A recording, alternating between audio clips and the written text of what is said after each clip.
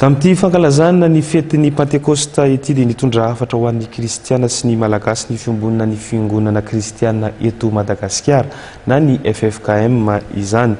Nampatsiahy ihany koa ny FFKM fa vaindohan-draharaha ny fiangonana ny mampiavana ny olona amin'Andriamanitra sy ny mampiavana ny olona samy olona. Dia hoarantsika ny sary. Manamafy ny fiombonana ny fiangonana kristiana eto Madagasikara fa ilaina fampiavanana ao anatin'ny hafatra Pentecoste.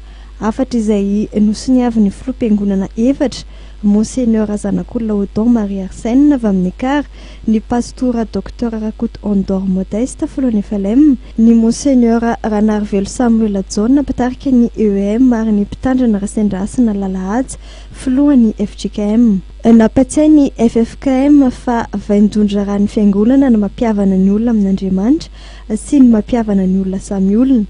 Mbola vonona sy hiezaka noho ny fampihavanana mifototra amin'ny 4F, fiakelokeloka, fibebahana, fahamarinana ary fihavanana ny FFKM.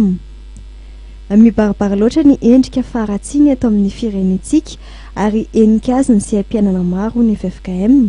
Samy mandrirotra izay heverina fa mety avokoa ny rehetra anika mikorotana amin'ny fiarahamonina.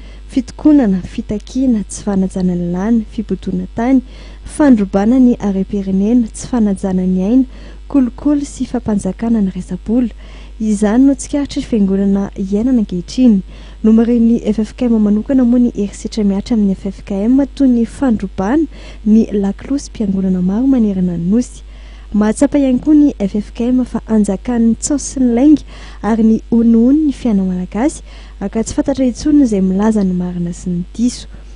Tsy vitsy ny manararaotra izany ka miezaka mangorokarena amin'ny tsy marina ka mampiasa ny fomba rehetra ampanginana ny fahamarinana. Nampatsiahy ny FFKM ao anatin'ny hafatra Pentecoste fa vanim-potoana namanginy fanahy masina ka nampahery ireo natsiaro very fanahy ny Pentecoste. Mino ny FFKM fa misy dikany ho an'ny fiainan'ny voaka malagasy ny fankalazantsika izany araka ny voalaza ny tenin'Andriamanitra hoe fa nahazo hery ianareo rehefa ilatsahan'ny fanahy masina. Azan'ny apôstôly toko 1:9 tapany A. Malona ireo toedrara manahirana izay diavy firenentsika ankehitriny very fanahy mbola velo ny ankamaroany malagasy. Amin'izao Pentecoste izao dia mampahery ny malagasy ny FFKM ary milaza fa efa tonga eo anivontsika ny fanahy masina ary maneho ireto singa telo ireto ampiaika ny fahotantsika izy, aneho ny tena fahamarinana ary mampiomana antsika amin'ny fanameloan'Andriamanitra. Manetena ny vahoaka malagasy rehetra mba ho fitaovany fahamarinana eo amin'ny sehatra iantsony ny tompony tsirairay avy ary miantso fandraisana andraikitra sy mitaona ny kristianina hifampivavaka sy hivavaka ho an'ny firenena.